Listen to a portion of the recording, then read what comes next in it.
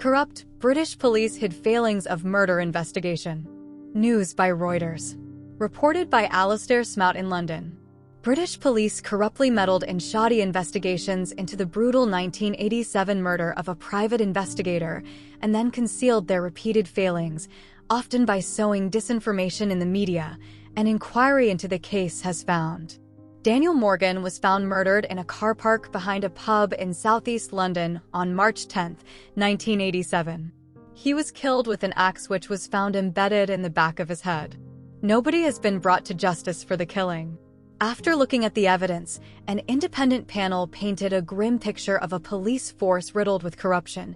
Some officers had links to organized crime, some sought to sell information or stolen goods, and investigations were often suspiciously poor or partial.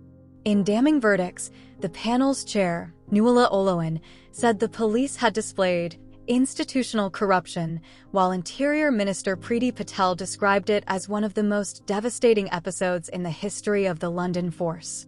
While the report found no fresh evidence of long-standing suspicions of police involvement in the murder itself, the panel was careful to say that such a conclusion rested on the available documentary evidence.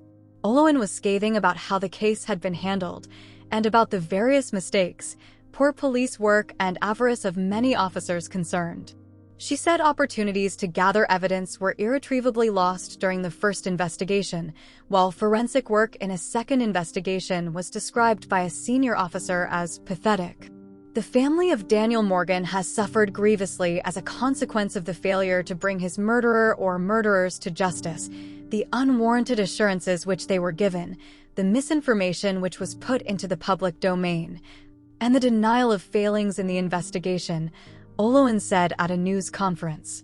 We believe that concealing or denying failings for the sake of an organization's public image is dishonesty on the part of the organization for reputational benefit. This constitutes a form of institutional corruption. London's police chief Cressida Dick, who was criticized in the report for delaying the panel's work by failing to give prompt access to records, apologized and said she regrets that no one has been convicted of the murder.